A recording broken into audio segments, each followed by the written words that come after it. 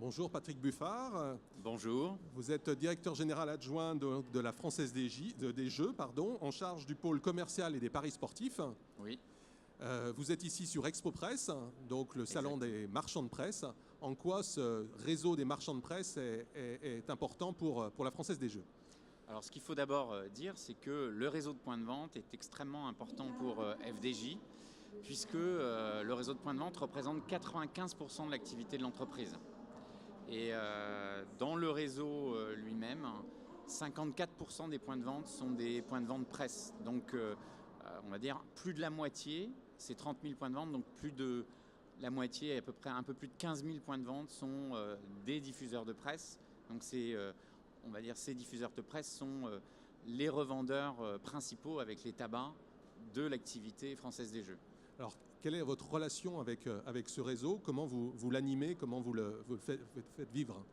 Alors, l'activité Française des Jeux, et on en a la confirmation en 2018, en croissance. Donc, c'est une activité qui progresse dans les points de vente, 3,7% de croissance dans les points de vente en 2018. Donc, c'est un relais de croissance qui est intéressant pour les diffuseurs de presse, une activité complémentaire. Notre rôle, c'est bien sûr d'amener des nouveaux produits, de l'innovation dans les points de vente pour amener encore plus de trafic et développer l'activité de ces commerces de proximité qui sont essentiels dans le maillage des territoires et des centres-villes. Alors justement, pour 2019, quelle nouveauté produit? J'ai vu un kit ou double, un jeu à l'entrée là. Alors on lance à peu près un jeu par mois chez FDJ. On a déjà lancé un premier jeu de grattage en début d'année qui était le jeu The Wall, qui reprenait la thématique du jeu télévisé de TF1. On a eu également une rénovation sur le jeu Astro. Et puis là, récemment, ce jeu Kit ou Double, qui est une vraie innovation puisqu'il a une particularité, c'est que c'est un jeu de grattage classique en partie, où donc on va gratter son ticket, révéler son gain. Ça, c'est la partie kit. Et on a la possibilité, si on le souhaite, de remettre en jeu ce gain, c'est-à-dire de pouvoir gagner 2 fois plus ou de tout perdre, mais sur une partie digitale qui est donc réalisée sur un smartphone. Donc on peut soit s'arrêter à la partie kit, soit bien sûr tenter sa chance pour doubler son gain sur la partie digitale. Donc c'était une innovation et qui marche très bien puisqu'on a de très belles ventes sur ce nouveau jeu depuis quelques jours. Alors, une nouveauté par mois, ça veut dire qu'il est nécessaire, obligatoire de faire de l'innovation en permanence, de lancer de nouveaux produits en permanence? Sur le marché du jeu d'argent, il y a nécessité d'apporter de la nouveauté. C'est comme ça que ce marché fonctionne. Toutes les loteries dans le monde sont, on va dire, sur le même business model, d'apporter de l'actualité sur l'ensemble des gammes, que ce soit les jeux de grattage, moins fréquemment, mais quand même une fois par an en général sur les jeux de tirage, et sur les paris sportifs où vous avez une actualité sportive qui est extrêmement importante. Alors l'innovation ne se limite pas à l'innovation produit, c'est aussi de l'innovation pour faire moderniser un peu le réseau. Est-ce que vous présentez des choses nouvelles en la matière sur ce salon?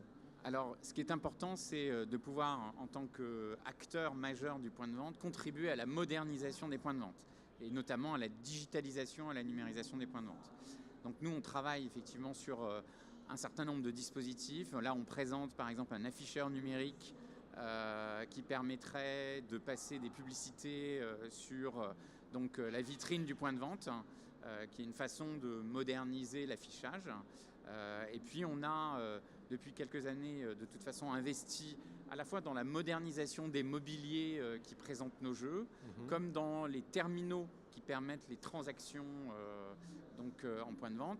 Et notamment le terminal qu'on a lancé en 2016, qui maintenant équipe tous les points de vente de la Française des Jeux, est un terminal à lecture optique qui permet de lire par exemple un QR code. Et c'est ce qui nous a permis de dématérialiser les prises de jeu sur le pari sportif. Au lieu de remplir finalement une grille classique et de cocher des numéros et ses paris, finalement on a la possibilité de préparer ces prises de jeu de paris sportifs sur le téléphone mobile, de générer un QR code et de le faire lire par le terminal. Et ça, c'est un énorme succès puisqu'aujourd'hui, on a plus des 2/3 des paris en point de vente qui sont réalisés avec cette application smartphone, ce qui montre que ce soit les clients et les détaillants, tout le monde a plébiscité ce nouveau mode de transaction. Est-ce que ça se traduit par des hausses de chiffre d'affaires en termes de paris sportifs et donc pour vous, FDJ? Alors l'activité de paris sportif a été effectivement dynamisée par cet effort de numérisation et également en 2018 par le grand événement qui a été la Coupe du Monde. Et l'activité de paris sportif a cru de plus de 20% dans les points de vente l'année dernière. Donc une très forte progression qui est en partie due à ces efforts de modernisation et de simplification du parcours pour les clients, mais également à l'événement important qui était la Coupe du Monde, avec en plus une trajectoire de l'équipe de France qui a permis de, on va dire, créer un engouement à la fois médiatique et aussi sur les paris sportifs. Justement, quel est le message principal que vous voulez faire passer ici pour les marchands de presse qui viennent vous voir sur votre stand?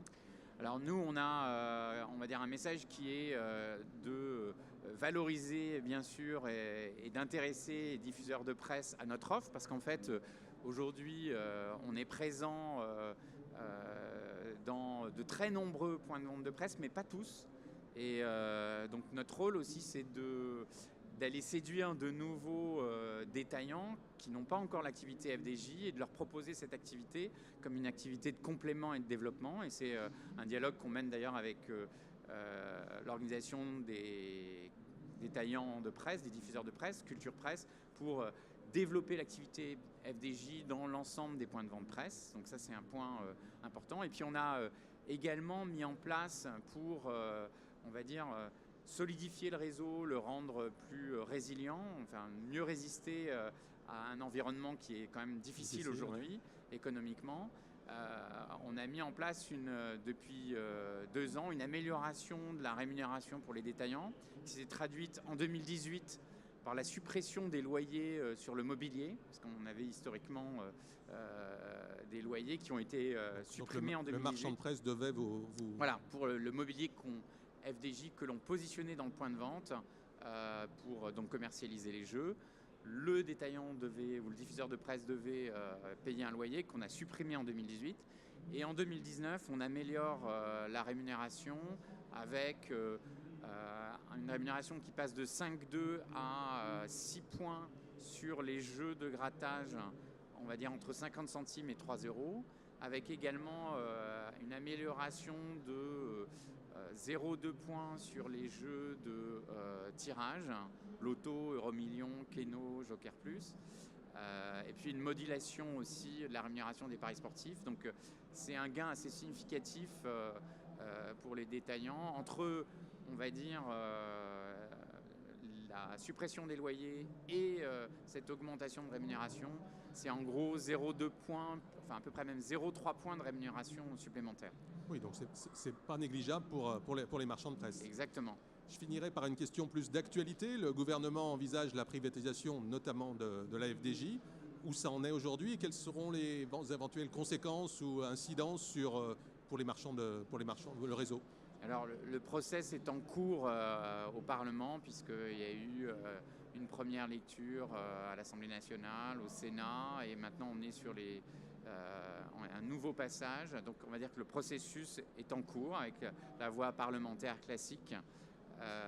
Et puis pour ce qu'il en est de FDJ et de son actionnariat, ce qu'il faut se dire, et ce que je pense que vos auditeurs et les diffuseurs de presse doivent retenir, c'est que quel que soit l'actionnaire, que ce soit un nouvel actionnaire, que ce soit l'État qui restera de toute façon actionnaire, l'État restera partie prenante au capital de FDJ, ils auront l'un et l'autre à cœur de défendre, on va dire, ce qui est le cœur de l'activité FDJ. Quand le réseau de points de vente représente 95% de l'activité, on ne peut pas s'en désintéresser ou le délaisser. Ça reste, on va dire, au cœur des préoccupations.